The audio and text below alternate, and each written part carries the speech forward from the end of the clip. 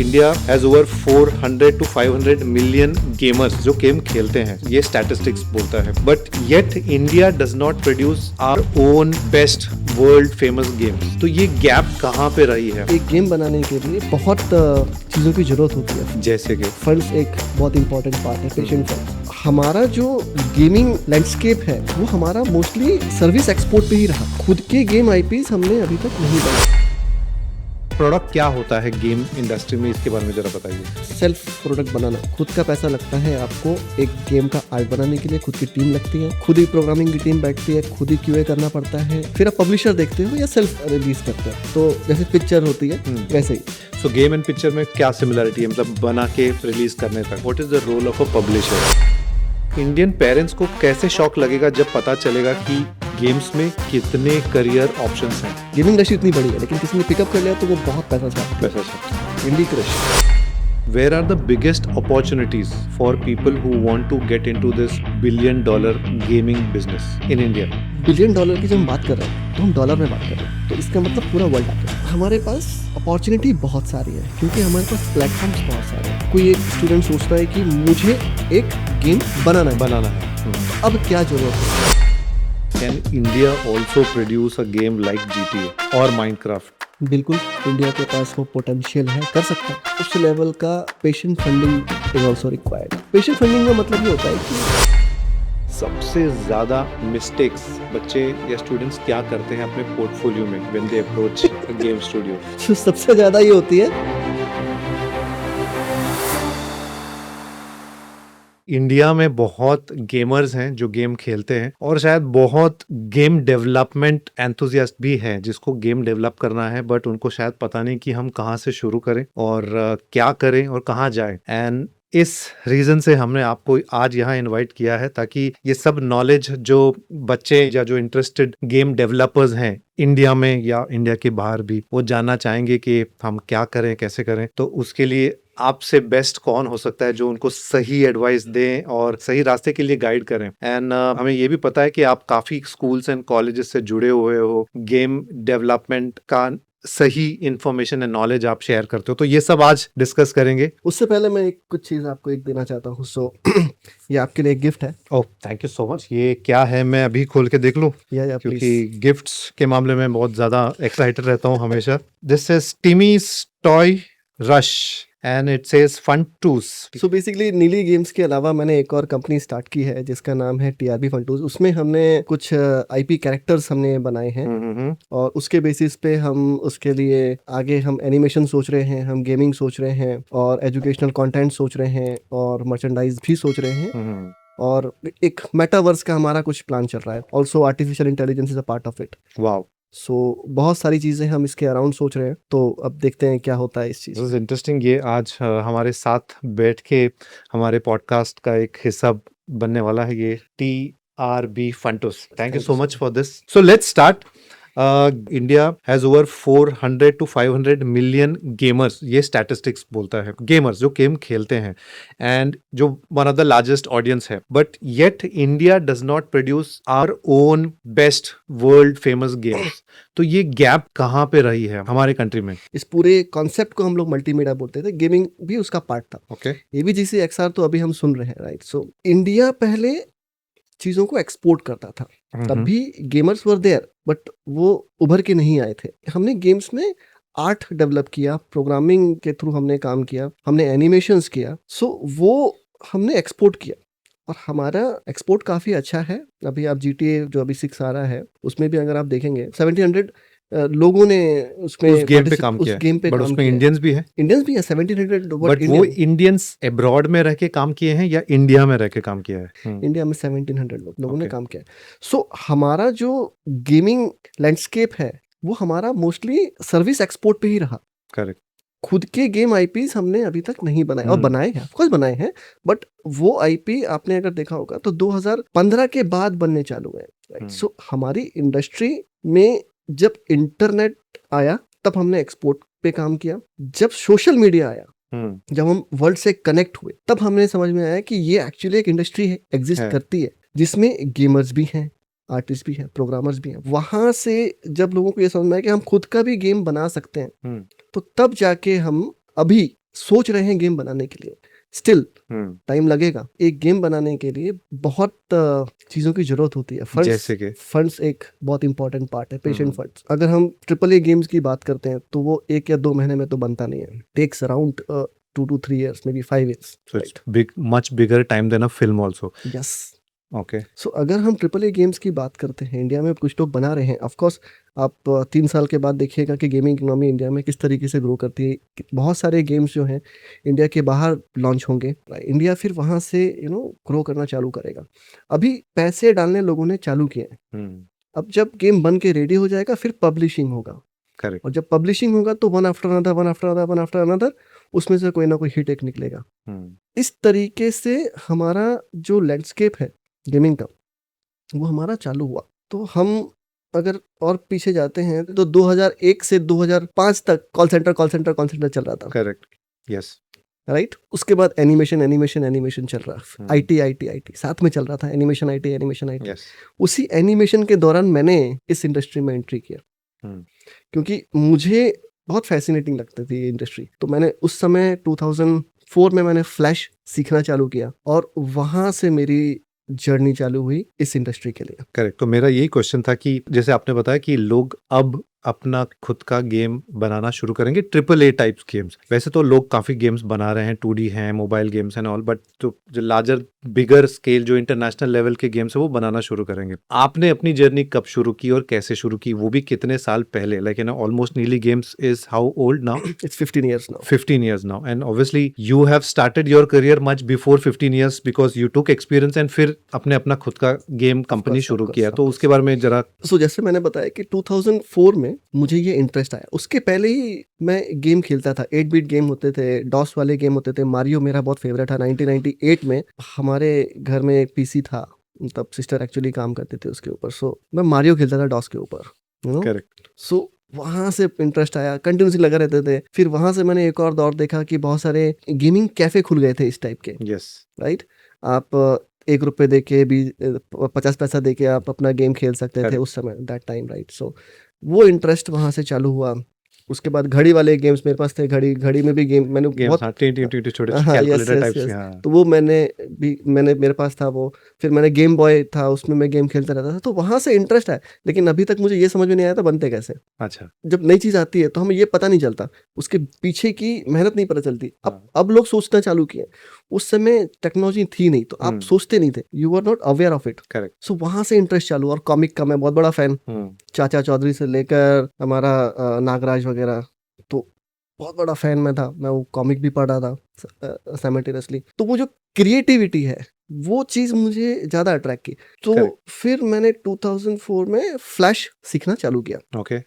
और फ्लैश सीखते सीखते उसके बाद 2005 में मुंबई के एक पहचान वाले हैं, उनका एक प्रोजेक्ट था जो यूएस से मुझे आया था। तो वहां से मैंने फ्लैश गेम बनाना चालू किया। Okay. So I made around 200 flash games for next 2 to 3 years. Yourself? हाँ, मेरे को आर्ट आते थे, बट मैं प्रोग्रामिंग करता था, कोडिंग करता था। मुझे एक कीड़ा था, मैं ना कोड में जाके चेक करता था। किसी का भी कोड को राइट क्लिक करके flash save as flash SWF निकलता था, उसको एक्सट्रैक्ट करके बहुत सारे डिकम्पाइलर्स आते थे, कंपाइल करके कोड के अंदर जाके बहुत दिखता था। और उस समय सब ओपन कोड होते थे, इनक्रिप्शन नहीं होता था। तो वहाँ जाके मैं देखता था, तो बहुत सारी चीज़ें सीखने को मिलती थी। आज क्या है, यूट्यूब में जाओ, सर्च करो, फटाक से आ जाएगा। पहले तो ChatGPT पे जमा सर्च करो, कोड आ जाएगा। उस समय आपके पास कोई एक्सेस नहीं था, यही था आपको कोड के अंदर घुसना है। करेक्ट। किसी और का कोड, वेबसाइट राइट क्लिक करके अंदर जाओ। जैसे वेबसाइट में जाके इंस्पेक्ट एलिमेंट पे हम लोग जाते हैं, उसी तरीके से SWF हम लोग डाउनलोड करते थे। तो उसमें से बहुत सारी चीज़ें सीखने को मिली। डे नाइट उसी में लगे रहना। इंटरनेट का अच्छा इस्तेमाल मैंने किया है। तो वहाँ से इंटरेस्ट आना चालू हुआ, गेम कैसे बनते हैं, क्या होता है। फिर वहाँ से मैंने ये अमेरिकन कंपनी के साथ एक 3 साल काम किया। उसके बाद फिर एक और मुंबई में कंपनी थी, ट्राइन गेम्स करके, फिर वहाँ मैंने काम किया। उसके बाद फिर अपना नीली गेम्स फिर मैंने स्टार्ट किया। और नीली गेम्स में मैंने बहुत सारे क्लाइंट्स के लिए हमने काम किया, निकलोडियन, डिज्नी के लिए भी हमने काम किया, हंगामा के लिए हमने काम किया, बहुत सारे कंपनीज के लिए हमने काम किया। Even Sony entertainment television, Satish Kaushik ji की पिक्चर आई थी गैंग ऑफ गोस्ट, उसके लिए हमने गेम बनाए थे। और सोनी पिक्चर्स नेटवर्क के लिए भी हमने गेम बनाए थे। उनकी पिक्चर आई थी डर एट द मॉल, हम्म। उसके लिए हमने काम किया। एक जमाने में ट्रेंड था कि जितनी फिल्म रिलीज हो सबका गेम सबका गेम बन रहा था। या यस यस यस तो वो ट्रेंड था जो अभी शायद कम हो गया है। Yes. Correct. And now there is little serious games, so that is a service thing which आपने वो आप करते थे। अब आपने बोला कि आप सीरियसली प्रोडक्ट पे काम कर रहे हो। प्रोडक्ट क्या होता है गेम इंडस्ट्री में, इसके बारे में जरा बताइए। गेम इंडस्ट्री दो तरीके से काम करती है। एक है सर्विस, जो आप दूसरे का काम लेते हो और आप करते हो, चाहे वो आर्ट हो गया, टेस्टिंग क्यूए हो गया, या प्रोग्रामिंग हो गई, या एंड टू एंड प्रोडक्शन हो गया गेम का। तो ये एक पार्ट होता है। दूसरा पार्ट होता है प्रोडक्ट, सेल्फ प्रोडक्ट बनाना। खुद का पैसा लगता है आपको एक गेम का आर्ट बनाने के लिए, खुद की टीम लगती है, खुद ही प्रोग्रामिंग की टीम बैठती है, खुद ही क्यूए करना पड़ता है। फिर आप पब्लिशर देखते हो या सेल्फ रिलीज करते हो। तो जैसे पिक्चर होती है वैसे ही। सो गेम एंड पिक्चर में क्या सिमिलरिटी है, मतलब बना के रिलीज करने तक? तो देखिए, हर किसी को पिक्चर में आपको डिस्ट्रीब्यूटर की जरूरत होती है, तो यहाँ गेम पे में पब्लिशर की जरूरत होती है। ओके डिस्ट्रीब्यूटर क्या करता है, पैसा डालता है, मार्केट करता है। पब्लिशर क्या करता है, पैसा डालता है, मार्केट करता है। वो उस गेम को कोने कोने तक पहुंचाता है। बट गेम आपका अच्छा होना चाहिए, करेक्ट, जैसे फिल्म अच्छी होनी चाहिए। फिल्म अच्छी होनी चाहिए, बट गेम बहुत अच्छा होना चाहिए, मोनेटाइजेशन सॉर्ट होना चाहिए उसका। आप जब गेम रिलीज करो तो आपको फायदा मिलना चालू हो उसका। इंस्टेंट तो नहीं मिलता, ऑफ कोर्स टाइम लगता है। तो गेमिंग एक ऐसी इंडस्ट्री है, अगर किसी गेम ने मार्केट पिकअप कर लिया, गेमिंग इंडस्ट्री इतनी बड़ी है, लेकिन किसी ने पिकअप कर लिया तो वो बहुत पैसा छापती है। पैसा छापती है। कैंडी क्रश आज भी I think every day 23-30 crore रुपए छापता है, मुझे ऐसा लगता है। आई थिंक यस सबको, क्योंकि जब भी हम खेलते ऐड आता है उसका, कभी कभी कभी ना कभी। सो ऐसे कोई पब्लिशर्स इंडिया में भी हैं, जैसे कि फिल्म में यशराज, धर्मा है and all that, they are distributors also, production house भी डिस्ट्रीब्यूशन भी करते हैं। गेम्स में कौन है इंडिया में? है नज़ारा टेक्नोलॉजीज है, और भी बहुत सारे लोग हैं। बट जनरली लोग बाहर लॉन्च करना चाहते हैं, बाहर के पब्लिशर्स देखते हैं, बिकॉज इंडिया में मोनेटाइजेशन थोड़ा डिफिकल्ट है। इंडिया प्राइस सेंसिटिव कंट्री है, यहाँ पर पैसा नहीं देता। फ्री वाली गेम ज्यादा इजीली चलती है। एग्जैक्टली ओके है ना, एड्स भी नहीं चाहिए और पैसा भी नहीं देना है, तो डेवलपर कहाँ पैसा कमाएंगे। सो डेवलपर मोस्टली ये चाहते हैं कि हमारा गेम, हमने एक्स अमाउंट डाला है तो हमें x+2 मिल जाए। करेक्ट है ना, तो इसीलिए, और वो इंटरनेशनल पब्लिशर ढूंढते हैं, या कोई सेल्फ पब्लिशिंग भी करता है तो वो इंटरनेशनली पब्लिश करता है। पहले इंडिया में अपने गेम को टेस्ट किया जाता है किस तरीके से चल रहा है, या वियतनाम का मार्केट हो गया या फिलीपींस का मार्केट हो गया, पहले आप वहाँ टेस्ट करते हो, वहाँ समझ में आता है कि गेम अच्छा चल रहा है, उसके बाद फिर आप धीरे धीरे वर्ल्ड में जाते हो। एस्टैब्लिश होता है। Coming back to education, like जैसे आपने बताया आप घर पे पीसी थी तो आप उसी में गेम खेलते थे, फिर डेवलप करते करते करते अपना करियर गेम में बिल्ड कर दिया, प्लस एक कंपनी खड़ी कर दी, गेमिंग कंपनी। बट पेरेंट्स को व्हेन सबसे ज्यादा जब बच्चे खेलना शुरू करते हैं, that's where you get use to that product, right? कुछ भी हो, फिल्म्स, जब हम फिल्म देखते हैं तब फिल्म में इंटरेस्ट होती है, तब फिल्म बनाने की सोचते हैं। क्रिकेट जब खेलते हैं फिर क्रिकेट में इंटरेस्ट आता है, फिर उसमें करियर बनता है। वैसे ही गेम्स में भी पहले तो आप खेलते थे, तो इंडियन पेरेंट्स को गेम खेलना, सबसे पहले गेम में करियर है वो समझता ही नहीं, एंड दे से कि बॉस ये टाइम वेस्ट है। ठीक है, तो इंडियन पेरेंट्स को कैसे शॉक लगेगा जब पता चलेगा कि गेम्स में कितने करियर ऑप्शंस हैं? देखिए, जब हमने स्टार्ट किया था तो उस समय 2 मेजर फील्ड होते थे, एक है इंजीनियरिंग, दूसरा मेडिकल। तीसरे के बारे में कुछ नहीं सोचना। मेरे एक्चुअली आज बहुत सारे ऐसे दोस्त हैं, फोन आता है, भाई तूने क्या कर लिया यार, हम तो इंजीनियरिंग में घुस गए, अभी देखो इधर काम कर रहे हैं, उधर काम कर रहे हैं, हमारे बॉस इतना प्रेशर देते। अभी वो अच्छी अच्छी पोजीशन में पहुंच गए, लेकिन स्टिल प्रेशर इज देयर। वो बोलता है तू कभी भी मुंह उठा के कहीं भी चला जाता है, जब भी फोन करते हैं अवेलेबल रहता है। मैं जो लीड कर रहा हूँ वो एक डिसीजन की वजह से आया। करेक्ट। इंजीनियरिंग में मैं भी जा सकता था, बट मैंने मल्टीमीडिया चुना क्योंकि मेरा वो इंटरेस्ट, और ये इंटरेस्ट की इंडस्ट्री है। अगर आपको इंटरेस्ट नहीं आएगा इस इंडस्ट्री में, नहीं आ सकते। Correct. You have to show enthusiasm while working on this industry, this is very important. So parents के मामले में वो 2 फील्ड होती थी। ठीक है, अब मेरे पेरेंट्स तो इतना करियर के मामले में थे नहीं, बट हाँ सिस्टर थी। सिस्टर अभी वो यूके में रहती हैं, उनका एक विजन था कि हाँ ये इंडस्ट्री है इस तरीके से, शी अंडरस्टैंड, एंड उन्होंने सपोर्ट किया मेरे को उस चीज़ में कि ये फील्ड देखो क्या है। मेरा इंटरेस्ट था तो उन्होंने एडमिशन के लिए भी सपोर्ट किया, वहाँ से मुझे इंटरेस्ट आना चालू हुआ और मैंने डेडिकेशन दिया। अभी के पेरेंट्स तो समझ रहे हैं, हमारे समय के पेरेंट्स नहीं समझते थे। तो जितने लोग हम लोग निकल के आए हैं, हम लोग ने बगावत की है ना, चाहे वो हमारे घर वाले हों, मतलब सिस्टर हो, सिबलिंग्स हो, उन्होंने बोला है, उनको इन्फ्लुएंस किया है कि भाई ये कर लो, करेक्ट। और आपके टीचर्स हों उन्होंने भी कुछ सपोर्ट किया है, तो उस सपोर्ट से हम लोग अभी आए हैं। बट 2026 की अगर मैं बात करूं तो पेरेंट्स काफ़ी जागरूक हैं। करेक्ट। उनको ये समझ में आना चाहिए कि जो इंडस्ट्री है एवीजीसी एक्सआर, इसको ऑरेंज इकोनॉमी में लाया गया है। तो जैसे इंजीनियरिंग होता था, मेडिकल होता था, वैसे ही ये फील्ड है एवीजीसी एक्सआर। करेक्ट। सो आप एक अगर गेम डेवलपमेंट कंपनी में जाते हो और एक सक्सेसफुल गेम डेवलपमेंट कंपनी में जाते हो तो आप ये देखोगे उसके अंदर बहुत सारी चीज़ें हैं। उसमें आपको प्रोग्रामिंग भी है, आर्ट में भी अलग अलग है, 2D आर्ट है, 3D आर्ट है, 2D एनिमेशन, 3D एनिमेशन, उसके अंदर बहुत सारी पाइपलाइंस हैं। फिर आपका क्यूए टेस्टिंग वगैरह हो गया, है ना, फिर VFX वगैरह हो गया, बहुत सारी चीज़ें हैं। आप उसमें से बहुत पैसा कमा सकते हो। मैं एक एग्जांपल लेता हूँ, एक स्पिल गेम करके एक कंपनी हुआ करती थी 12-13 में, मैंने उसके साथ भी बहुत काम किया। नेदरलैंड में थी वो कंपनी, अभी शायद किसी ने एक्वायर कर लिया और उन्होंने नाम अपना चेंज कर दिया। बट वो कंपनी बहुत ग्रो कर रही थी। बाहर की कंपनीज आपको बहुत बेनिफिट, बहुत पर्क्स देती है, बिकॉज एक पब्लिशिंग कंपनी जिसके गेम्स पब्लिश हो रहे हैं, सक्सेसफुल चल रहे हैं, वो तो पैसे की खदान में बैठे हैं वो लोग। यस। राइट। आपने 100 रुपए की चीज को मार्केट में लेके आए और वो दिन का 1000 रुपए दे रहा है। वो कंपनी को मैंने देखा, मैंने ऑब्जर्व किया, वो कंपनी बहुत ग्रो किया उसने, और उस कंपनी ने अपने सारे एम्प्लॉयज के लिए बहुत पर्क्स दिए। तो पब्लिशिंग कंपनी होना बहुत बहुत जरूरी है। मतलब आई मीन खुद का गेम पब्लिश करके पैसा कमाना बहुत जरूरी है, but right method of finding publisher is also very important. Yes. तो ये हमें समझना होगा हम क्या कर रहे हैं अभी। सबसे पहले हमें ये सोचना होगा हम क्या कर रहे हैं। हमारे पेरेंट्स को भी ये सोचना होगा कि भाई अगर ये इस इंडस्ट्री में जाना चाहता है, ये इंडस्ट्री रिकॉग्नाइज इंडस्ट्री है इंडिया में, आज 2 साल अगर किसी बंदे ने दे दिया सीखने के लिए तो उसको बाहर की अपॉर्चुनिटी भी मिल जाती है। और जैसे कि मैंने बोला कि 3 साल बाद, 4 साल बाद अभी आप देखोगे वन आफ्टर अनदर गेम्स निकलने चालू हो जाएंगे। श्योर। राइट। जब वो गेम्स निकलने चालू होंगे तो वो बड़ी कंपनी बनेगी, बड़ी। करेक्ट। और जब कंपनी जब बड़ी बनेगी तो उनको लोगों की जरूरत पड़ेगी, अपॉर्चुनिटीज बढ़ेगी, और वहां पर लोग देखेंगे कि ओके इंडिया में भी ये काम होता है। तो मैं ये भी बोलना चाहूंगा कि भाई बाहर के लोगों को कम लो, इंडिया के लोगों को ज्यादा लो, क्योंकि टैलेंट तो इंडिया में ही है। यस।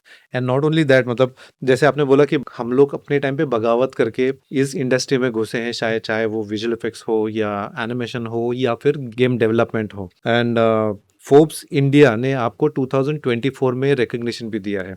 उसके बारे में जरा ऑडियंस को बताइए कि बॉस ये इंडस्ट्री में भी अंडर 2000 डीजेम्स राइट के तहत आपको रिकग्निशन मिला है इन फोर्ब्स इंडिया में। 2024 में मैं अपना मेल चेक कर रहा था तो मुझे फोर्ब्स की तरफ से एक मेल आया था कि आपकी कंपनी सेलेक्ट हुई है, और ये एक फॉर्म दे दिया मेरे को भरने के लिए कि ये आपका फॉर्म है और आपकी कंपनी सेलेक्ट हुई है। If you want to register your company for this S200 DGMs, select 200 company को वो सेलेक्ट करेंगे जिनका ग्लोबल पोटेंशियल है। फिर भरने के बाद फिर उनका सेकेंड राउंड इंटरव्यू चालू हुआ, बिकॉज वो ग्लोबल प्लेटफॉर्म है फोर्ब्स का। राइट। बहुत सारे क्वेश्चनर की लिस्ट आई, पहले वो भरा हमने, उसके बाद फिर टेलीफोनिक इंटरव्यू। अच्छा, वो भी होता है। यस, सेलेक्ट कर रहे थे ना, मतलब 1000 कंपनी या आई डोंट नो कितनी कंपनीज में से उन्होंने एवरी ईयर निकाल रहे। हम सेकंड बैच थे, तो फर्स्ट बैच उन्होंने ऑलरेडी निकाल दिया था, सेकंड बैच के लिए हम लोग थे, क्वालिफाई थे। तो फिर उन्होंने सेलेक्ट किया 200 कंपनीज, फिर मुझे बोला कि ओके यू आर सेलेक्टेड। फिर दिल्ली ताज में बुलाया और फिर वहाँ हमें रिकग्नाइज किया। तो वो एक काफ़ी अच्छी जर्नी थी कि नीली गेम्स को एक इस तरीके से देखा गया कि ग्लोबल पोटेंशियल है, और हमने एक्चुअली इंटरनेशनल बहुत काम किया है, इसीलिए शायद सेलेक्ट हुए। बट यस, और अभी हम इंटरनेशनल भी एक्सपेंड कर रहे हैं। Wow, that is an achievement. You started long back, Nilee games बहुत पहले ही बनी थी, बट अब Indian gaming industry is expected to reach $1 billion business. Now इस $1 बिलियन बिजनेस में जैसे आपने बोला कि 2-3 सालों में देखना कि इंडियन गेम इंडस्ट्री कहाँ जाएगी, आपके हिसाब से where are the biggest opportunities for people who want to get into this $1 billion gaming business in India? $1 billion की जब हम बात कर रहे हैं तो हम डॉलर में बात कर रहे हैं। करेक्ट। तो इसका मतलब पूरा वर्ल्ड आ गया। हमारे पास अपॉर्चुनिटी बहुत सारी है क्योंकि हमारे पास प्लेटफॉर्म्स बहुत सारे हैं। आप सबसे पहले ये सोचो कि आपको कहाँ पब्लिश करना है, आपका स्टूडियो साइज क्या है, आपको प्रोटोटाइप बनाना है सबसे पहले। ठीक है, मैं जर्नी बता रहा हूँ कि कोई एक स्टूडेंट सोचता है कि मुझे एक गेम बनाना है। तो अब क्या जरूरत होगी, तो सबसे पहले उसका ये विजन होना चाहिए, सबसे पहले उसको ये समझ में आना चाहिए तुम्हारे पास तो ऑलरेडी स्टोरी वगैरह कॉन्सेप्ट वगैरह सब आ गया। Correct. मैं उसके आगे की बात कर रहा हूँ। ट्रिपल ए गेम्स अगर बनाना चाहते हो तो डायरेक्टली पहले ट्रिपल ए गेम्स में मत आओ। पहले आपको ये समझना होगा कि आपके जितने लोग हैं, आप एक प्रोग्रामर हो, आपके साथ आर्टिस्ट जुड़ा, आपके साथ गेम डिजाइनर जुड़ा, आपके साथ एक क्यूए वाला जुड़ा, या 2 गेम डिजाइनर या 4 आर्टिस्ट आपके साथ जुड़ गए, आपने एक टीम बना ली। तो अब आपको ये देखना है कि आपका सर्वाइवल मनी कितना है। करेक्ट। क्योंकि कभी ना कभी आपको पैसे की जरूरत पड़ेगी, या आपने खुशी खुशी चालू कर दिया, ठीक है मैं 6 महीने तक ये काम करूंगा। 6 महीने में कोई ट्रिपल ए गेम्स नहीं बनता, प्रोटोटाइप भी नहीं बनता बिगनर्स के लिए। तो आपको सबसे पहले छोटे गेम्स में काम करना होगा, मोबाइल गेम्स में आ जाओ, ठीक है। HTML5 गेम्स में बहुत बड़ा फ्यूचर है, क्योंकि उसके पब्लिशर्स भी बहुत सारे हैं। वैसे ही मोबाइल गेम्स के पब्लिशर बहुत सारे हैं, पीसी गेम्स के पब्लिशर लिमिटेड है। अच्छा, बहुत सारे नहीं तो उधर रिस्ट्रिक्शन बढ़ जाता है। एक तो तुम एंट्री कर रहे हो मार्केट में विद रिस्ट्रिक्शंस, तो माइट एज वेल फर्स्ट ऐसे जगह जाओ जहाँ पे ऑप्शंस बढ़े, ज्यादा ऑप्शंस बढ़े। एग्जैक्टली। तो आप जब गेम में काम कर रहे हो तो आपको एक अच्छा कॉन्सेप्ट मिल गया, आपने एक प्रोटोटाइप बनाया, प्रोटोटाइप बना के एक पब्लिशर को अप्रोच किया, बॉस मेरे पास ये गेम है। आप अलग अलग कॉन्फ्रेंसेस में जाओ, जो गेमिंग कॉन्फ्रेंस होते हैं उसमें आप जाओ, और वहां पर आप उस अपने गेम को दिखाओ और बोलो कि ये हमारा प्रोटोटाइप है। और बहुत सारे गवर्नमेंट ग्रांट्स भी होते हैं जो आपको मिलते हैं, वहां आप जाइए, वहां पर आपको बहुत सारे वहाँ अपॉर्चुनिटी मिलेगी ग्रांट्स के लिए। ऐसे बहुत सारे गेम जैम्स होते हैं, वहां आप जाइए तो आपको ग्रांट्स मिल रहा है, तो ग्रांट आप लीजिए और उसमें से अपना प्रोटोटाइप बनाइए, और उसके बाद फिर आप फंडिंग के लिए जाइए, कोई पब्लिशर ढूंढिए, तो आपको पब्लिशर मिलेगा। और अगर पब्लिशर नहीं मिल रहा है तो आप दूसरा गेम पे जाओ। कि आपका गेम में उतना पोटेंशियल नहीं है, इंटरेस्ट नहीं आ रहा ना, इंटरेस्ट नहीं आ रहा। करेक्ट। पब्लिशर को भी तो इंटरेस्ट चाहिए ना कि भाई तेरा गेम चलेगा।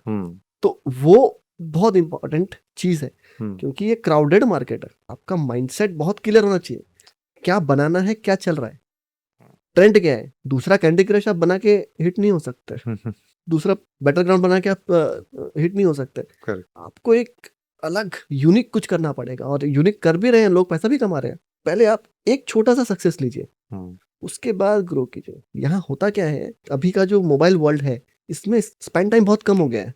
5 सेकंड में हमको मजा चाहिए, रील देखा 5 सेकंड में मजा नहीं आया तो हमने 3 सेकंड, एक्चुअली 5 भी नहीं, 3 सेकंड, राइट। सो तो हम अटेंशन स्पैन हमारे बहुत कम हो गया है, राइट।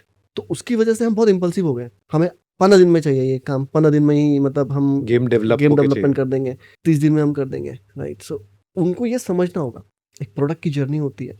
स्टेप 1 टू स्टेप 100 आने के लिए लोगों ने क्या किया है वही आपको करना है। हाँ, कुछ स्टेप्स एआई की वजह से कम हो सकते हैं, बट स्टिल जर्नी तो वही होगी। छोटे गेम से सक्सेस मिलेगी, कॉन्फिडेंस आएगा, एंड देन धीरे धीरे करोगे। ऐसी एक स्टूडियो है, आई थिंक गेम भी करके एक स्टूडियो है, उन्होंने अपना एक कंपनी स्टार्ट की है। मतलब आई थिंक अभी तो काफी साल हो गया उनको, बट उन्होंने भी ऐसे ही स्टार्ट की थी, धीरे धीरे धीरे करके ग्रो किया है। आज काफी अच्छा रेवेन्यू जनरेट कर रहे हैं। कोई दो राय नहीं है कि अभी वो ट्रिपल ए गेम के लिए भी सोच रहे हो, but day 1 triple A game नहीं सोचा उन्होंने। और हम भी ट्रिपल ए नहीं सोच रहे। So one very interesting thing जो आपने बताया है कि बहुत लोग को शायद ये पता नहीं कि गवर्नमेंट ग्रांट्स भी देती हैं to develop games if your prototype is good. Correct. Online if they go and search ये सब इंफॉर्मेशन मिलेंगी। दूसरी बहुत सारे इवेंट्स होते हैं जहाँ पे हम जाके अपने गेम्स को डिस्प्ले कर सकें, मार्केट कर सकें या बेच सकें। ये सब चीज़ें आई थिंक बहुत सारे लोगों को पता नहीं, और ये उनको ध्यान में रखना ज़रूरी है। घर बैठे बैठे कुछ नहीं होगा, you have to also go and approach. Correct. Yes, of course आपको अपना एक कम्युनिटी बनानी पड़ेगी। अगर एक गेम बना रहे हो तो लोगों को पता तो चलना चाहिए। आज वैभव चौहान क्या कर रहे हैं मुक्ति के लिए, उन्होंने जो स्टेप्स लिया वही स्टेप लिया जो मैंने थोड़ा दिन पहले बताया था। डे 1 से उन्होंने नहीं स्टार्ट किया ट्रिपल ए गेम, राइट। उन्होंने एक जर्नी जी है, उनको ये समझ में आया नाउ वी आर रेडी, अब हम कर सकते हैं। ट्रू। तब उन्होंने स्टार्ट किया। मैं एक एग्जांपल देना चाहूंगा निखिल मालंकर का, मुंबई गलीज। उन्होंने अपना जो एक्सपीरियंस है वो शेयर किया लिंक्डइन पे, वो सबको देखना चाहिए। और ओपनली उन्होंने बोला कि मेरी क्या मिस्टेक्स हुई।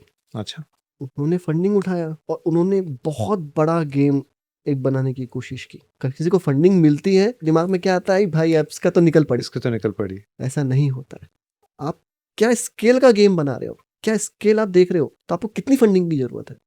अगर आप GTA कॉम्पिटिटिव गेम बना रहे हो या उससे 50% भी बना रहे हो, तो GTA तो $2 बिलियन प्लस में है, और 3 बिलियन हो जाएगा तो कोई दो राय नहीं है उसमें। बुर्ज खलीफा की कीमत से भी बड़ा।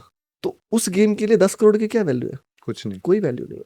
तो जितना बड़ा गेम आप बनाओगे उतना बड़ा पैसे की जरूरत पड़ेगी और उतनी बड़ी टीम की जरूरत पड़ेगी, और वो जो नहीं कर पाए वो निखिल मालनकर ने वहां पर बताया। मैंने ही पढ़ा, मैंने बोला यार बहुत अच्छी बात है तूने ये एक्चुअली डाला वहां पर, ये बहुत it's a learning for everyone. It's a learning for everyone. कौन यस, शेयर करता है वैसा कौन शेयर करता कि है? मैं फेल हुआ हूँ यस यस बट यस आप यस, संभाल लो? Failure story is very important, very important. Right? वो फेल हुए, उन्होंने बताया कि मैं फेल हुआ बट ये मेरी मिस्टेक्स है, ताकि कोई ये मिस्टेक ना करे। तो वो पढ़नी चाहिए, वो एक अपने आप में एक मास्टर क्लास है, वो जाके पढ़ लो, समझ लो कि ये ऐसा है, ये हमें नहीं करनी है। तब जाके आपको समझ में आएगा कि एक बड़ा गेम सोचना, छोटा गेम सोचना में क्या डिफरेंस है। सबको लगता है कि मेरे पास एक आइडिया है, मैं गेम बनाऊंगा ना, इसमें कैसे डिसाइड करें कि कौन सा आइडिया अच्छा है या कौन सा आइडिया चलेगा? बिकॉज कुछ होता है कि candy crush is a tried and tested thing, but उसको वापस नहीं बना सकते हम, जो आपने अभी जस्ट बोला है। तो ऐसा कुछ है जिससे कि जो मेरी आइडिया है ये चलेगी, या कुछ टेस्टिंग हो सकती है पहले ही अपने आइडिया की, या कहीं जाके टेस्ट करवा सकते हैं, या किसी को बोल सकते हैं, पूछ सकते हैं? इसका जो आंसर है ना, मैं थोड़ा डिफरेंट तरीके से देना चाहूंगा इसका, राइट? हमारे पास महीने में कम से कम 2-3 मेल तो ऐसे आ जाते हैं कि हमारे पास ये आइडिया है, हमें गेम बनाना है। अगर कोई आइडिया किसी के दिमाग में आता है तो सबसे पहले तो उसको डॉक्यूमेंट करना बहुत जरूरी है। और आपको ये समझना पड़ेगा कि डॉक्यूमेंट, गेम डिजाइन डॉक्यूमेंट हम किस तरीके से कर सकते हैं, है ना? आपने बोला कि आइडिया है, हम आइडिया स्टेज पे काम कर रहे हैं अभी, करेक्ट। हमने गेम बनाया नहीं, तो आइडिया स्टेज में हमें game design document end to end बनाना पड़ेगा टिल मोनेटाइजेशन। आर्ट वर्क कौन सा लगेगा, आर्ट स्टाइल कौन सा होगा, 2D गेम है, 3D गेम है, मोनेटाइजेशन किस तरीके से होगा, वो True. सारी चीजों को हमें देखना जरूरी है। और जब गेम डिजाइन बन के आपका रेडी हो गया तो रिसोर्सेज आपको काउंट करने, इतने रिसोर्स लगने वाले हैं। तो अगर आपके पास प्रोटोटाइप बनाने के लिए पैसा है तो आप बनाइए, अगर नहीं है तो सबसे पहले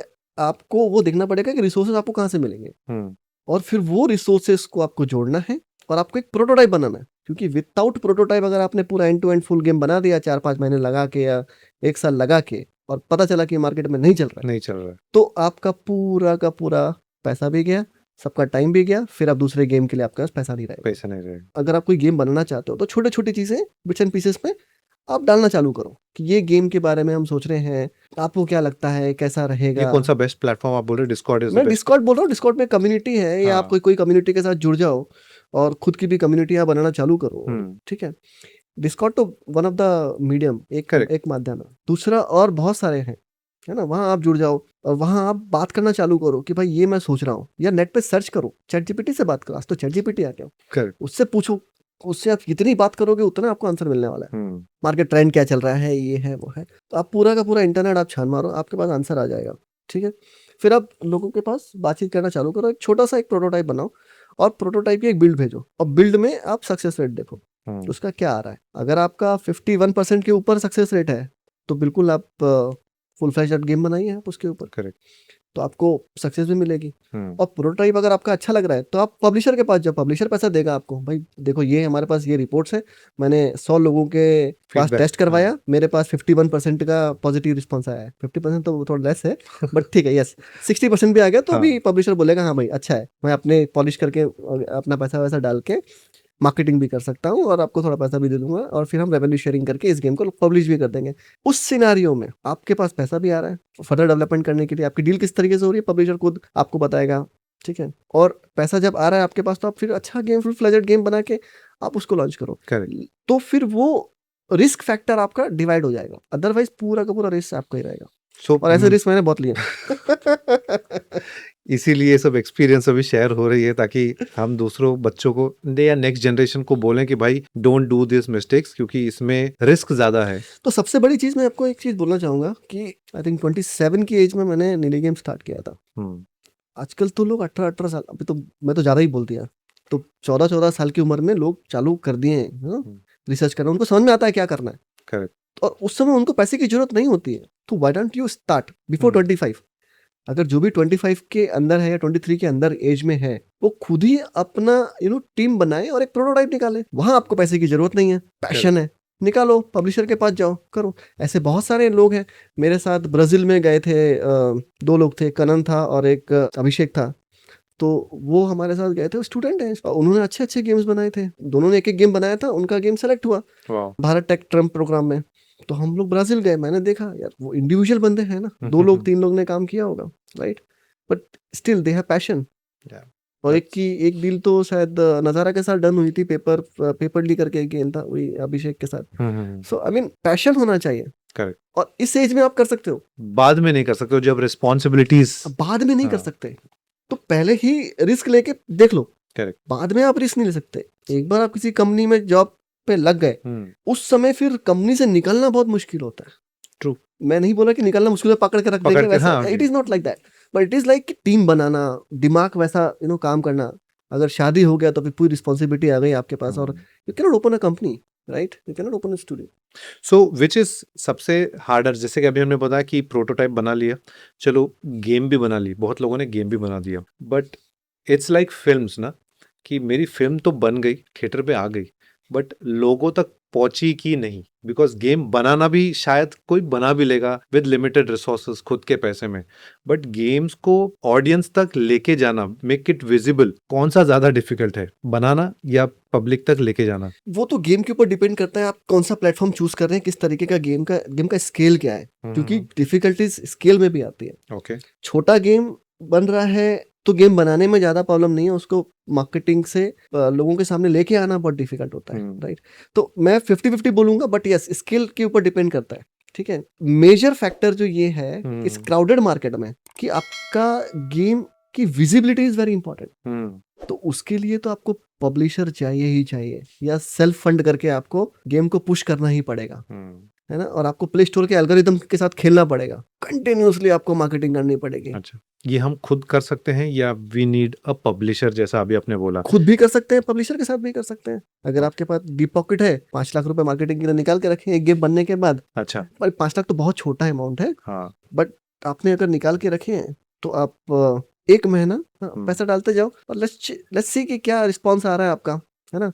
अगर आपका रेशियो 1.1 है या 0.9 है तो लॉस हो रहा है, कि आपको कुछ है ही नहीं, या आपको कुछ भी नहीं मिल रहा है। क्योंकि आप जब पब्लिश कर रहे हो तो आपको ये देखना है कि आपका गेम कहाँ पब्लिश हो रहा है। सबसे पहले इंडिया में कर रहे हो तो फिर एड रेवेन्यू से ही होगा, मोनेटाइजेशन में कोई 1 रुपया नहीं डालेगा, बहुत कम डालते हैं, बहुत कम रेशियो है, ठीक है। रियल मनी का कुछ खरीदना हो, अगर इन परचेसेस में कुछ खरीदना हो तो बहुत कम रेशियो है। इंटरनेशनल में फिर आपको सीपीआई, कॉस्ट पर इंस्टॉल आपको हाई मिल जाएगा, तो 16, 15, 50 रुपए, 60 रुपए के एक इंस्टॉल होंगे, ओके, है ना। कई बार 150 के इंस्टॉल होते हैं, 150 रुपए का एक इंस्टॉल होता है। तो किसको भरना पड़ता है? ये हमको भरना पड़ेगा ना। अच्छा, आपने अगर इंटरनेशनल, अगर हमने मार्केटिंग करना चालू किया, हाँ, हमने प्ले स्टोर पे मार्केटिंग करना चालू किया, एप्पल ऐप स्टोर पे हमने मार्केटिंग करना चालू किया, इंटरनेशनल मार्केट पे, गूगल पे हमने चालू किया, हाँ। ठीक है। तो सीपीआई, कॉस्ट पर इंस्टॉल भी होता है ना। ओके, सो किसी ने अगर इंस्टॉल किया तो we have to pay We have to pay as a game to- developer, Yes. Pay Google, for example yes, Google yes, app, yes, yes, yes, yes. आपको बिल आता है, कि उसने इंस्टॉल किया, तुम पैसे दो। यस,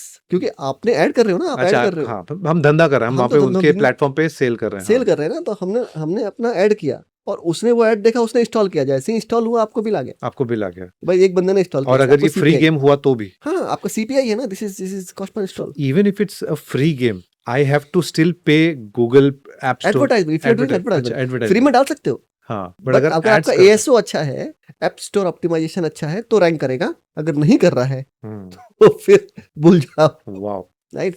विद इन 24 आवर्स आपका गेम डिसाइड कर लेता है कि उसको फर्स्ट 100 में कहाँ आना है। तो ये भी यूट्यूब जैसे ही है, लेकिन Yes, एल्गोरिदम है उसका भी। Yes yes yes yes yes. मेरा टिमी टॉरश, मैंने तो पैसा भरा नहीं, क्योंकि मैं तो मार्केट टेस्ट कर रहा था, उतना मैंने कुछ किया नहीं। बट टिमी टॉरश एक्चुअली 37 पोजीशन तक पहुंचा था 100 में से न्यू गेम्स के, और वो 4 दिन या 1 हफ्ते तक, हाँ जी 1 हफ्ते तक था, वो वहीं पर था, ऊपर नीचे करके इधर तक आया, और फिर मैं उसको ज्यादा मार्केटिंग किया नहीं, तो फिर नीचे चला गया वो। Okay, but this was a free game और टेस्टिंग के लिए था? टेस्टिंग के लिए था मेरा, I just wanted to see the market. तो कितने लोगों ने इंस्टॉल किया होगा? जस्ट 37,000 लोग। 37,000 वर्ल्ड वाइड? हाँ, वर्ल्ड वाइड, पर मैंने यूएस में नहीं किया था, मैंने इंडिया और आसपास के एरिया का ही मैंने ज्यादा किया था, मोस्टली इंडिया ही चलाया था मैंने। बट मुझे इंस्टॉल मुझे इजिप्ट से भी बहुत ज्यादा मिल रहे थे, बट मैंने उसमें पैसा नहीं डाला, जस्ट वांटेड टू टेस्ट कि भाई क्या है। कैरेक्टर था मेरा, भारत ट्रम्प में विन हुआ था, तो वहां से फिर हम लोग ब्राजील में हमने शोकेस किया था, तो मैंने कैसी दिखाया। बट हाँ, जब मैं इसको फुल फ्लेजेड करना चाहूंगा तो of course I will put money. So next question, you already answered this, but इसको है ना हम लोग थोड़ा इलैबोरेट करेंगे, because this is a segment. So in game what is the role of a publisher? सबसे पहले तो आप उसके पास प्रोटोटाइप लेके जाते हो हम्म। या आप फुल फ्लेजेड गेम लेके जाते हो, वो आपकी गेम को जज करेगा, वो देखेगा, उसके पास टीम होती है गेम को देखने के लिए, पूरा एंड टू एंड आपका देखेगा कि गेम किस तरीके से आपने बनाया है, क्या चेंजेस करवाने हैं, आर्ट में चेंजेस करवाने हैं, मोनेटाइजेशन में क्या क्या चीजें करनी है, वो सारी चीजें आपको बताएगा। आपको उसके हिसाब से चेंज करना है और चेंज करने के बाद फिर उसको बिल्ड देनी है, वो पब्लिश करेगा, और वो पब्लिश का मतलब है कि वो डिस्ट्रीब्यूट करेगा, मार्केट भी करेगा, मार्केट भी करेगा, ऑडियंस तक पहुंचाएगा। ऑडियंस तक पहुंचाएगा। फिर आपका जो रेवेन्यू शेयरिंग की डील होती है वो कैसे वो होगी, कैसे? हाँ। वो आपको देखना है। तो आइदर 50-50 होती है, जनरली मोस्टली केस में 50-50 होती है, किसी केस में अगर वो आपको डेवलपमेंट खर्चा दे रहा है तो 70-30 भी होती है। हाँ, so they kind of take the risk also hmm. From you, right? Of course risk लेगा ना। या हमने स्टार्टिंग में बात की थी GTA गेम के बारे में। सो इन नेक्स्ट 2-3 साल में can India also produce a game like GTA और माइनक्राफ्ट? बिल्कुल, इंडिया के पास वो पोटेंशियल है, कर सकता है।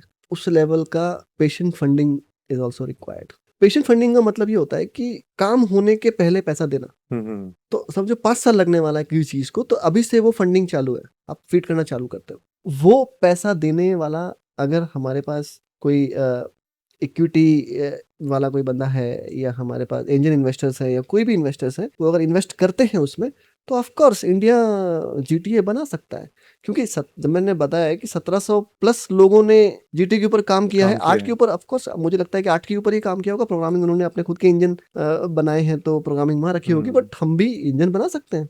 हम अनरियल पे काम करके बेस्ट गेम्स निकाल सकते हैं उस टाइप के, बट फंडिंग चाहिए। फंडिंग चाहिए, दैट सब घूम के फंडिंग में आता है। बिकॉज गेम इंडस्ट्री है, जैसे आपने बताया कि इट्स नॉट लाइक 1 साल 6 महीने, या AAA games specially AAA games, के यस लिए यस यस। 3-4-5 साल लगती हैं बनाने में। एक गेम है और चाइना ने बनाया है, Black Myth Wukong. Black Myth Wukong का development cost around 400 crore, development का कॉस्ट 400 करोड़, एंड कमाया कितने? रफली अराउंड 7-8 हजार करोड़ के आसपास। Wow, it's a massive Google पे जाके चेक कर सकते हैं, मतलब बिटवीन या इतना अराउंड, कमाया। मतलब अप्रोक्सीमेटली। बट आप समझ रहे हैं क्या स्केल है। यस, तो जो चल गया वो चल गया। कूल। एंड नीली गेम्स में आपने बताया कि मोर देन और अप्रोक्सीमेटली 75% AI में काम होता है। सो अगर स्टूडेंट अगर कोई गेम डेवलपमेंट पढ़ रहा है या पढ़ रही है, तो उनको क्या डिसीजन लेना चाहिए? क्या should they continue doing the traditional studies, या उनको भी अपना पूरा अटेंशन AI की तरफ लाना चाहिए? So what advice would you give? मैं AI के फेवर में रहा हूँ, ठीक है, और आपको ही पता है कि AI अब रुकने वाला है नहीं। मैंने ये 3 साल पहले CNBC में मेरा एक I was one of the panelist, तो वहां पर एक डिस्कशन हुआ था हमारा, और वहां से मुझसे पूछा गया था AI के बारे में। तो उस समय हम लोग आई थिंक 10% हम लोग यूज कर रहे थे 3 साल पहले, जस्ट एक्सप्लोर कर रहे थे क्या एग्जैक्टली आर्टिफिशियल इंटेलिजेंस हमारे गेमिंग इंडस्ट्री में, या हमारी ऑफिस में, हमारी कंपनी में किस तरीके से हमारे चीज़ों को आसान कर देता है। वहां से हमने अपना ये AI को अपनाना चालू किया, और मैं खुद भी रिसर्च करता रहता हूँ, क्योंकि मैं करूंगा तो ही तो मैं लोगों को बताऊंगा। करेक्ट। कोई एम्प्लॉय तो आपको बताएगा नहीं सर ये ऐसा है, राइट? तो मुझे ही करना पड़ता है, तो पहले मैं देखता हूँ। तो मैंने वो चीज़ देखना चालू किया, और आज हम अपने स्टूडियो में हम AI का बहुत अच्छा इस्तेमाल कर रहे हैं। हम प्रोग्रामिंग में AI का इस्तेमाल कर रहे हैं, हम QA में AI का इस्तेमाल कर रहे हैं, हम आर्ट में जम के AI का इस्तेमाल कर रहे हैं, राइट? पूरी पाइपलाइन हमने बनाई है। हम मार्केटिंग में आर्टिफिशियल इंटेलिजेंस का काम कर रहे हैं, वाओ, राइट? सो AI अभी हमारे स्टूडियो का एक इंटीग्रेटेड पार्ट हो गया है। हम फ्री वाली AI को नहीं यूज करें, क्योंकि फ्री वाली AI आपको एक लिमिटेड रिसोर्सेज देती है, बट आप जब पे करते हो तो आपको बहुत सारी चीज़ें और एडवांस चीज़ें मिलती हैं। हमने ड्रास्टिकली चेंज देखा आर्ट में, हमने ड्रास्टिकली चेंज देखा गेम डेवलपमेंट के टाइम में।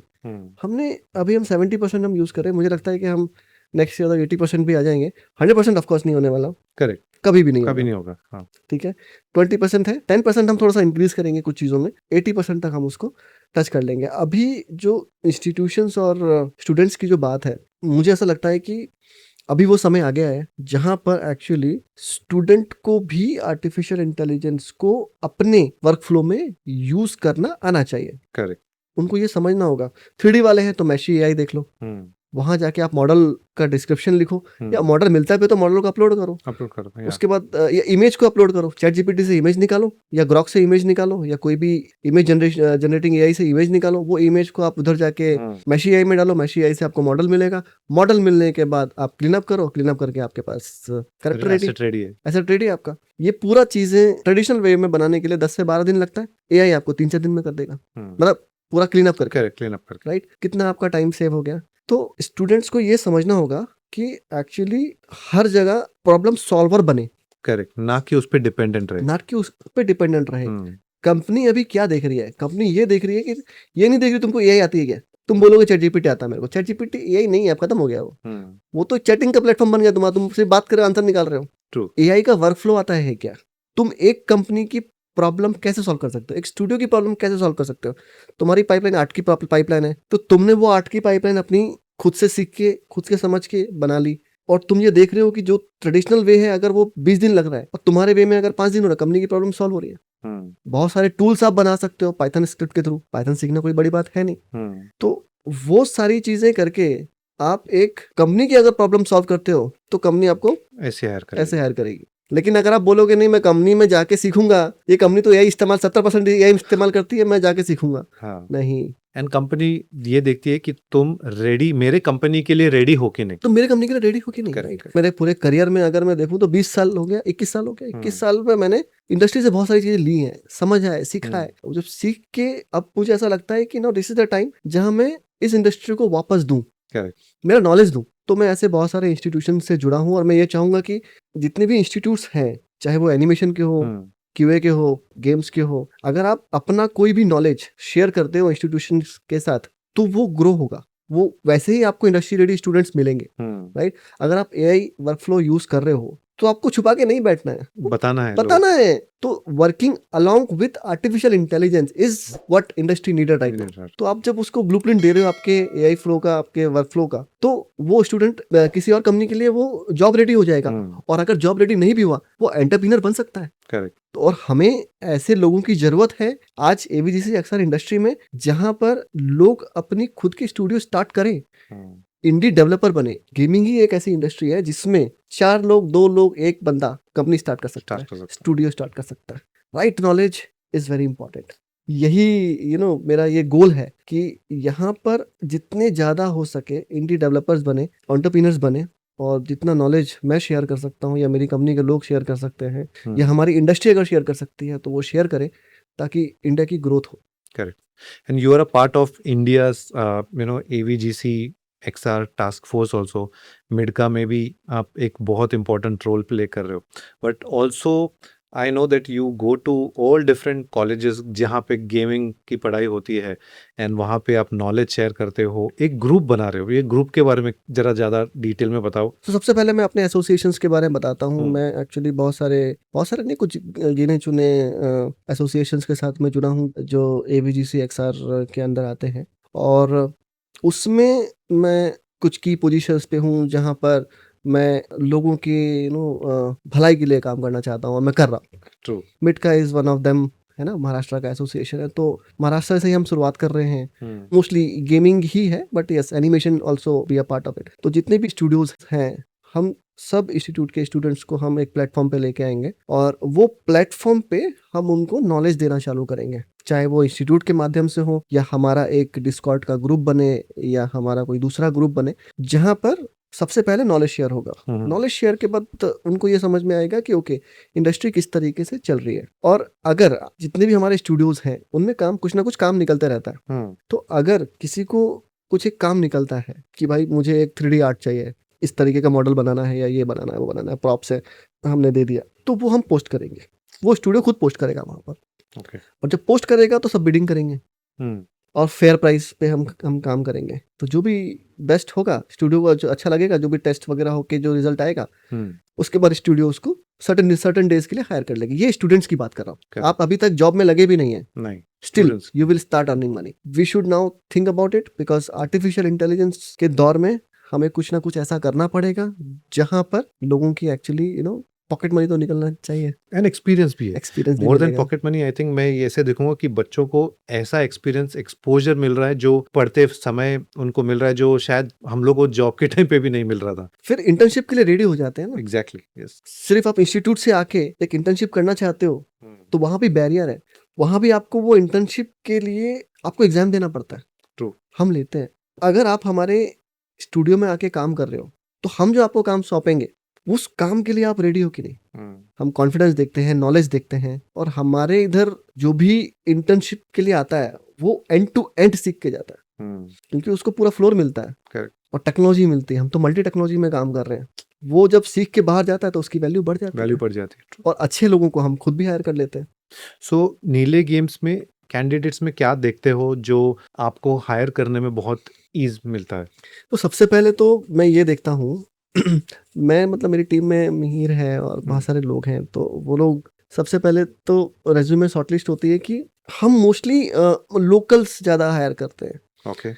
मेरा ऐसा मानना है कि अगर लोकल रहते हैं तो वो बेसिकली आपके फैमिली अगर आपके नज़दीक है तो आप ज़्यादा फोकस होकर काम कर सकते हो, अच्छा। मुझे ऐसा लगता है। और बाकी हमारे बहुत सारे इंटर्न्स जो भी अभी हमारे साथ इंटर्नशिप कर रहे हैं या हमारे साथ काम भी कर रहे हैं तो अलग अलग एरिया में भी हैं, मतलब अलग अलग स्टेट्स में भी काम कर रहे हैं, वर्क फ्रॉम होम ही कर रहे हैं।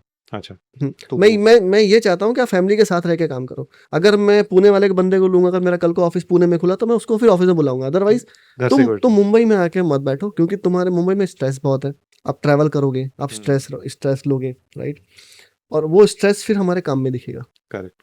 टू अवॉइड दैट या तो आप मुंबई के रहो, क्योंकि मुंबई के हो तो आपका माइंड क्लियर है, कितना आवर लगता है। हम लोग यहाँ पर किलोमीटर से काउंट नहीं करते, हम लोग तो आवर से बात करते हैं, राइट, कितना देर लगेगा, कितना देर लगेगा वहाँ पहुँचने में, राइट। तो अगर आप अदर स्टेट्स के हो तो आप वर्क फ्रॉम होम करो, लेकिन काम अच्छा दो, ठीक है। हमें आपके ऊपर किसी एक बंदे को बैठाना नहीं पड़े मॉनिटर करने के लिए। आप सेल्फ स्टार्टर बनो, आप खुद से काम करके दो। जैसे एक एनिमेटर है हमारा सतारा का, काफी अच्छा काम कर रहा है, और वो एनिमेशंस भी निकाल के जैसी रिक्वायरमेंट है। पहले इंटर्न से ज्वाइन किया, अब परमानेंट एम्प्लॉय है, बट गांव में है, विलेज में है, वो काम कर रहा है, दे रहा है, तो उसको मुंबई में आने की क्या जरूरत है? एग्जैक्टली। फैमिली के साथ है ना, काम कर रहा है, मेरा काम चल रहा है ना, बस और क्या चाहिए। तो जितना हो सके मैं लोकल करने की कोशिश करता हूँ, और बाहर के लोगों को मैं वर्क फ्रॉम होम ही करवाता हूँ। तो ये एक पहला क्राइटेरिया हो गया। दूसरा क्राइटेरिया जो है वो है हमारा रेज्यूमे स्क्रीनिंग हम करते हैं। तो हम सबसे पहले हमारे तीन राउंड ऑफ इंटरव्यूज होते हैं। पहला राउंड स्क्रीनिंग का होता है, फोन में बात करके हम लोग देख लेते हैं कि किस तरीके से कैपेबिलिटी क्या है, ठीक है। सेकंड हमारा ये होता है टेस्ट राउंड होता है, और तीसरा फिर हायर अथॉरिटी जो होती है हायर करने वाली, वो उनके साथ बात करती है जिस तरीके का वर्क होता है। बट अगर मेरे साथ किसी का इंटरेक्शन होता है तो कोई फेवर आता है, तो मेरा एक ही चीज होता है कि मैं उसको बोलता हूँ कि एक हफ्ते तक तुम चैट जीपीटी के साथ बात करो, अच्छा, बस उसके बाद फिर मेरे से बात करना। तो ऐसे 2-3 मैंने ऐसे इंटरव्यूज लिए। उसमें से एक बंदा है, बहुत रिमोट विलेज है वेस्ट बंगाल का, वहां से वो बंदे ने इंटरव्यू दिया और वो सिलेक्टेड है, अभी काम कर रहा है मेरे साथ। और इसी बेसिस पे उसने मुझे रिस्पॉन्ड किया। 1 हफ्ते का टाइम है, 7 दिन के बाद तुम्हारा मैसेज नहीं आया मतलब तुम इंटरेस्टेड हो नहीं, तुम्हारा मैसेज आ गया तो तुम इंटरेस्टेड हो। फिर सेकंड राउंड चालू होता है, फिर उसके बेसिस पे समझ में आता है कौन इंटरेस्टेड है कौन नहीं है। स्टूडेंट्स जब पोर्टफोलियो बना के गेम इंडस्ट्री में लेके आते हैं या गेम कंपनी में लेके आते हैं कि ये है मेरा पोर्टफोलियो, सबसे ज्यादा मिस्टेक्स बच्चे या स्टूडेंट्स क्या करते हैं अपने पोर्टफोलियो में when they approach a game studio? सबसे ज्यादा ये होती है, वो क्वालिटी कम क्वांटिटी ज्यादा दिखाते हैं। 10 काम खराब काम, तो क्वांटिटी मेजर नहीं करती है आपका पोर्टफोलियो। कंपनी को जो चाहिए वो क्वांटिटी मेजर नहीं करती है, क्वालिटी चाहिए। आप 1 या 2 बनाओ, है ना, बेस्ट बनाओ और वो दे दो। चाहे आप एनिमेशन की शो रील बना रहे हो, आप बेस्ट बनाओ, दे दो, ठीक है।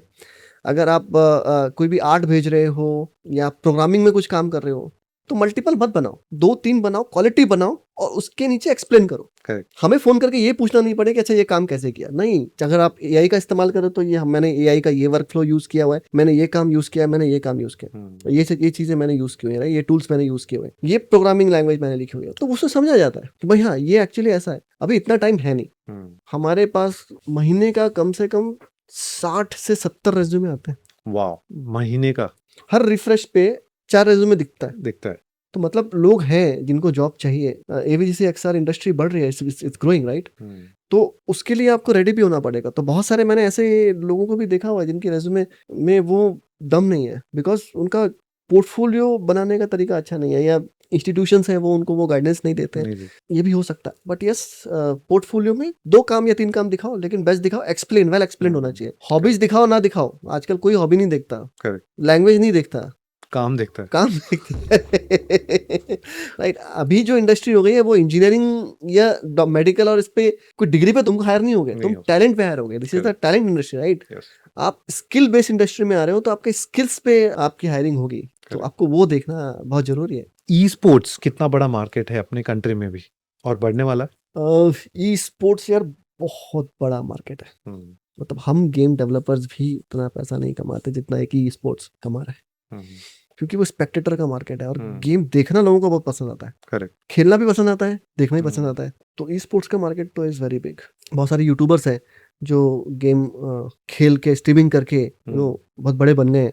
बट मैं एक्चुअली ना ये चाहूँगा मतलब बोलना कि आपके प्लेटफॉर्म के माध्यम से कि जो भी यूट्यूबर्स हैं हमारे जो स्ट्रीमिंग करके गेम खेलते हैं, मैं उनसे ये रिक्वेस्ट करूंगा कि अगर आप इंडिया के कुछ बेस्ट गेम्स या इंडिया के गेम्स को अगर आप ठीक है अपने प्लेटफॉर्म पे स्ट्रीम करते हो और उसी का अगर हम ई स्पोर्ट्स में कुछ हम कुछ कर पाए, तो हमारी जो इंडिया की जो इकोनॉमी है या इंडिया की जो इंडस्ट्री है उसको काफी ग्रोथ मिलेगी। और वैसे गेम्स भी बनने चालू होंगे। एक गेम कहाँ कहाँ से पैसा कमा सकता है, एक गेम पब्लिशिंग से पैसा कमा सकता है, किसी गेमिफिकेशन का पार्ट बन सकता है, किसी ई स्पोर्ट्स का पार्ट बन सकता है, राइट। सो एक प्रोडक्ट मल्टीपल वेज से पैसा आ सकता है। आ सकता तो है। वो हमें जो एक क्रिएटर इकोनॉमी है हर किसी को सपोर्ट करना चाहिए। तो instead of glorifying foreign games, हम इंडिया के एक बेस्ट गेम को चूज करके हम खुद क्यों नहीं अपना ई स्पोर्ट्स बना सकते हैं। सकें यार। हम क्यों बोलते हैं डोटा, हम यहाँ पर क्यों नहीं बना सकते। हम काउंटर स्ट्राइक क्यों खेलते हैं, बैटल ग्राउंड क्यों खेलते हैं, बट बैटल ग्राउंड तो ऑफकोर्स इंडिया का ही है।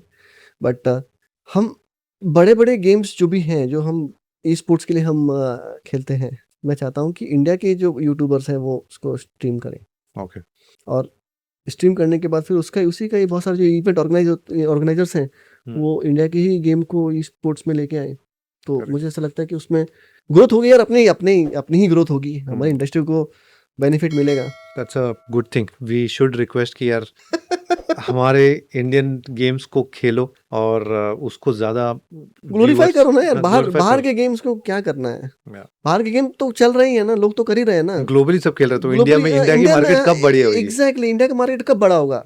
आप सपोर्ट करोगे तो ही तो बड़ा होगा। भाई अकेले से कुछ नहीं होने वाला, करेक्ट, सबको सपोर्ट करना सबको सपोर्ट करना पड़ेगा, सारी इंडस्ट्री को सपोर्ट स्पेशली जो इन्फ्लुएंसर्स बन गए हैं उनके पास वो पावर है अभी। एग्जैक्टली। तो थोड़ा अपने कम्युनिटी को, अपने कंट्री को भी हेल्प कर थोड़ा सकते हैं। देखना चाहिए। It is very important. मतलब ये खुद से आना चाहिए, दिल से आना चाहिए। This is very important. Perfect. So हमने प्रोडक्ट्स के बारे में भी बात किया, आपने प्रोडक्ट्स के बारे में एक्सप्लेन किया। सो नीली गेम्स में प्रोडक्ट्स में क्या काम हो रहा है? नीली गेम्स में तो मैं आपको ना प्रोडक्ट जर्नी बताता हूँ मेरी। ओके। ठीक है, सर्विस हमने बहुत की, हम्म, ठीक है। अब मैं लिटरली सर्विस का उतना बड़ा फैन हूँ नहीं, तो शुरुआत से ही प्रोडक्ट स्टार्ट करना था। बट क्योंकि अपॉर्चुनिटी कम थी तो service was very important part. Survival, struggle कह लो, स्ट्रगल करके ही तो आदमी बनता है। स्ट्रगल करके, मिस्टेक्स करके ही आता है। सो बहुत सारी मिस्टेक्स हमने की और हमने बड़े बड़े कंपनीज के साथ हमने काम किया, ठीक है। इकोनॉमिकल रेट पे हमने काम किया, ऐसा नहीं कि हमने एक्सपोनेंशियल रेट पे हमने काम किया। इंटरनेशनल हमने बहुत काम किया, हम मेजर कंट्रीज में हमने काम कर लिया। बट प्रोडक्ट का जो चाह थी वो शुरुआत से ही थी, बट सरवाइव करना था। तो हमने 2013 में ये जो कप आप देख रहे हैं, है ना, इसका नाम TRB फंटूश है। तो हमने 2013 में एक गेम लॉन्च करने की हमने सोची, उसका हमने प्रेजेंटेशन भी दिया था। बट हालात कुछ ऐसे हो गए कि उसमें पैसे लगने वाले थे और पब्लिशिंग, सेल्फ पब्लिशिंग या पब्लिशर्स के उस समय इतना एक्सपोजर नहीं था। हम समझने की कोशिश कर रहे थे। 2 साल हुए थे कंपनी खोले हुए, स्टूडियो खोले हुए 2 या 1.5 साल हुए थे। तो इसका हमने पब्लिश भी किया। एनिमेशन एक्सप्रेस पे भी इसका कुछ रेफरेंसेस है, वो पुराने वाले 2013 के होंगे, वो देख सकते हैं। तो वो चीज़ था। तो हम सर्विसेज कर रहे थे। तो एक बार 2023 में मेरे पास मेरे दिमाग में एक चीज़ आई कि लेट्स सी नीली गेम्स के बारे में क्या क्या छपा हुआ है, एक बार न्यूज़ वगैरह में देखते हैं। तो मैं स्क्रॉल करके देख रहा था तो अचानक से ये दिखा मुझे। TRB टर्टल्स आर बैक था उस समय। ओके। तो वो मुझे दिखा, मैंने बोला अरे तो हमने ऑलरेडी अनाउंस किया हुआ था, हमने कोई प्रोडक्ट इसके ऊपर बनाया नहीं, let's do something, let's create. तो वो हमने फिर अपनी सर्विसेज को कट डाउन कर दिया, क्योंकि ओके, प्रोडक्ट और सर्विस एक साथ नहीं जा सकते। सेम टीम में नहीं काम करते, या तो प्रोडक्ट की टीम को अलग ही रखो, एक ही ऑफिस में नहीं काम कर सकते। ये मैंने देख लिया है, क्योंकि हाँ। सर्विस जैसी आती है आप प्रोडक्ट से बाहर निकल जाता है। बाहर निकाल देते, बंदे को बोलते हो तुम फिर दूसरी सर्विस तो चलती रहती है, फिर प्रोडक्ट को रह This is- जाती है, this is- फिर this is भूल what- जाते हो। दिस इज व्हाट हाँ। Happened, right? तो वो चीज हुई है हमारे साथ, और फिर हमने ये प्रोडक्ट की एक अलग टीम बनाई, और मैंने ना सर्विस को कट डाउन कर दिया, ड्रास्टिकली कट डाउन कर दिया, और बोला सिर्फ प्रोडक्ट पे ही काम करेंगे। एक साल लगातार बैठ के हमने 2 गेम्स बनाए, अभी भी बैटल कार्निवल पे काम चल ही रहा है हमारा। हमें और टिमी टोरा जैसी बन गया था, तो उसके 2-3 महीने बाद ही भारत ट्रैक ट्रम्प में सेलेक्ट हो गया था, और फिर हम लोग ब्राजील में जाके हमने शोकेस भी कर दिया, वाह, तो वहां से और बूस्ट मिल गया।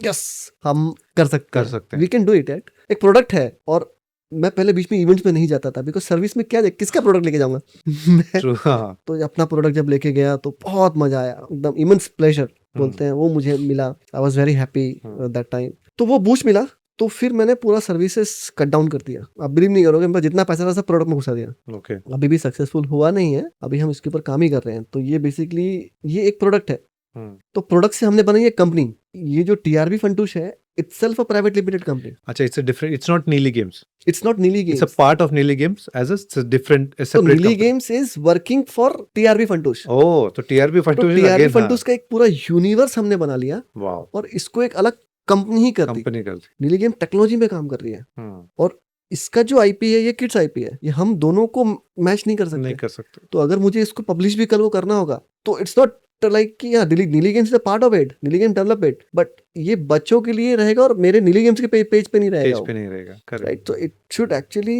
डिफरेंट ब्रांड बना दिया, डिफरेंट ब्रांड है ये किड्स का, और इसमें मर्चेंडाइज वगैरह बहुत सारी चीजें हैं। तो एक कंपनी हमने बना दी, और अभी इसके ऊपर हमारा काम चल रहा है। अब इसके अलावा और चीजें, क्योंकि प्रोडक्ट जब एक दिमाग में आता है, तो फिर तो आपको प्रोडक्ट मतलब फिर आप छूटते नहीं हो उस चीज से। तो एक हमने ये प्रोडक्ट बना दिया, अब ये प्रोडक्ट के ऊपर मल्टीपल चीजें चल रही हैं, आई एम फंडिंग इट। तो धीरे धीरे चीजें, जैसे कि मैंने बोला कि इट टेक्स टाइम, राइट? तो इसको भी टाइम लगेगा, 2 साल 3 साल लगेगा, उसमें फिर धीरे धीरे चीजें जब आने चालू होंगी, तो फिर एक साथ आनी चालू होगी। ट्रू। एक बना के फिर मैं 6 महीना वेट करूं, फिर वो ओल्ड हो जाएगा, फिर कोई नई चीज नहीं आ रही है, तो इसीलिए एक साथ हम सब चीज लेके आएंगे। तब बना के अभी हम रख रहे हैं, तो वो एक पूरा बैंक बन रहा है, वो एक चीज हो गया।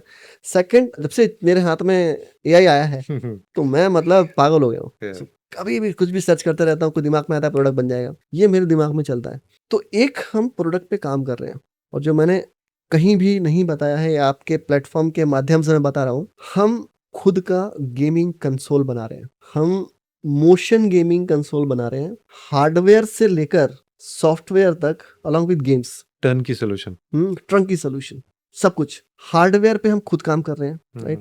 ऑफ कोर्स हार्डवेयर की मैन्युफैक्चरिंग नहीं कर रहे हैं, हम असेंबली कर रहे हैं, करेक्ट। बट उसके ऊपर जो टेस्टिंग और प्रोग्रामिंग होती है, वो हमारी टीम खुद कर रही है। उसके ऊपर गेम्स भी हमारी टीम बना रही है। एक एग्जांपल आपने ऑलरेडी देख लिया था मैंने, हाँ। राइट? उसके ऊपर गेम्स भी हमारी टीम बना रही है, वो उस हार्डवेयर को सपोर्ट करने वाला ऑप्टिमाइजेशन भी चल रहा है। उसके कुछ प्रोडक्ट्स हमारे चाइना से आ रहे हैं, और चाइना में हम सोच रहे हैं, प्रोटोटाइप तो हमारा रेडी हो ही गया है, बट एक असेंबली अगर रेडी हो जाती है, तो चाइना से हम कुछ टाई अप करके हम वहां से प्रोडक्ट्स बनाएंगे, और इंडिया में हम मैन्युफैक्चर करेंगे।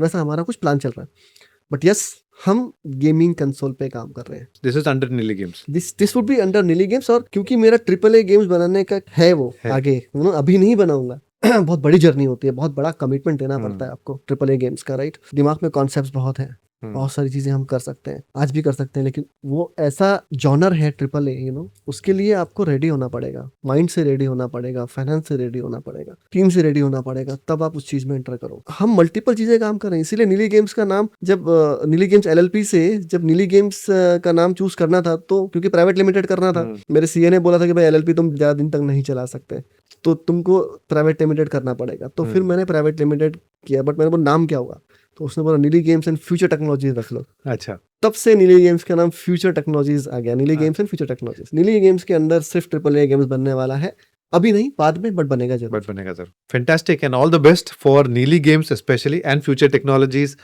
For creating triple A games in future, and बाकी आपके सारे जो प्रोडक्ट्स बन रहे हैं including software and hardware console, this is very exciting and मैं उम्मीद करता हूँ कि वो बहुत जल्दी आए और हम उसे अपने प्लेटफॉर्म के माध्यम से लोगों तक पहुँचाएं जब वो रेडी होगा, and we will be more than happy to showcase it to the entire audience and market it here also. Thank you very much. और आपने मुझे यहाँ बुलाया, एक अपनी बात रखने का मौका दिया, जिसके लिए मैं बहुत बहुत धन्यवाद करना चाहूँगा और आपकी ऑडियंस का भी धन्यवाद करना चाहूँगा। अंत में इतना ही मैं बोलना चाहूँगा कि एक्चुअली पेरेंट्स के हिसाब से पेरेंट को ये समझना चाहिए कि इंडस्ट्री चेंज हो रही है, काम के तरीके चेंज हो रहे हैं, क्रिएटर इकोनॉमी बन रही है। अगर बच्चे को ऐसी चीज़ में इंटरेस्ट है तो आप खुद रिसर्च करो और खुद देखो कि उसका फ्यूचर है कि नहीं। बट आप भी टेक से भी बनो, आप भी एआई से बात करो ताकि आपको भी आज का आंसर पता चले कि हाँ ये कितना है। तो ये एक चीज़ हो गया। इंस्टीट्यूशंस को मैं ये बोलना चाहूँगा कि जितना हो सके आप स्टूडेंट्स को आर्टिफिशियल इंटेलिजेंस से कनेक्ट कराना चालू कीजिए। और स्टूडियोज से मैं इतना बोलना चाहूँगा कि कुछ समय निकाल के एटलीस्ट एवीजीसी एक्सआर इंडस्ट्री जो हमारी बनी है, जो ऑरेंज इकोनॉमी में आई है, अपना नॉलेज शेयर जरूर करें, चाहे वो इंस्टीट्यूशंस हो, ऑनलाइन आए, कहीं पर, but do something which actually helpful for the industry. So Anand, हमने अभी डिस्कस की कि स्टूडेंट्स को बहुत अपॉर्चुनिटीज़ हैं, लेकिन घर बैठे बैठे कुछ नहीं होने वाला है। They have to go out, अपने गेम्स, अगर गेम्स के आइडियाज़ हैं या कुछ प्रोटोटाइप्स हैं तो जाके इवेंट्स में डिस्प्ले करो, पब्लिशर से मिलो एंड शोकेस योर वर्क। सो ऐसे आपके हिसाब से इंडिया में ऐसे क्या क्या इवेंट्स हैं जो हो रहे हैं, जो अपने ऑरेंज इकोनॉमी को ऊपर लाने में बहुत मदद मिल रही है in terms of game industry? देखिए, सबसे पहले तो मैं ये बोलना चाहूँगा कि जो एवीजीसी एक्सआर इंडस्ट्री हमारी ऑरेंज इकोनॉमी में आ गया, जिसको हम क्रिएटर इकोनॉमी भी बोलते हैं। आप क्रिएट करते हो कुछ चीज़ें, वो आप उस इकोनॉमी का पार्ट हो। करेक्ट। ठीक है, तो इवेंट्स बहुत सारे होते हैं। तो हम अगर अपनी इंडस्ट्री एवीजीसी एक्सआर इंडस्ट्री को अगर हम लेके चलें तो डोमेस्टिक इवेंट्स भी बहुत सारे होते हैं और इंटरनेशनल इवेंट्स भी बहुत सारे होते हैं, और लोग मेहनत कर रहे हैं इस इंडस्ट्री को और ज़्यादा लोगों तक पहुंचाने के लिए। जैसे कि पुणे में संतोष रास्कर जी ने एक इवेंट किया था आपका क्रिएटिव इकोनॉमी के ऊपर, जो अभी रिसेंट हुआ था। आशीष जी, जो ऑलरेडी आपने उनका पॉडकास्ट किया हुआ है, आशीष कुलकर्णी जी, उन्होंने वो गवर्नमेंट पॉलिसीज के साथ काम करते हैं और बहुत सारे एसोसिएशन, इंडिया में बहुत सारे एसोसिएशन के साथ जुड़े हुए हैं।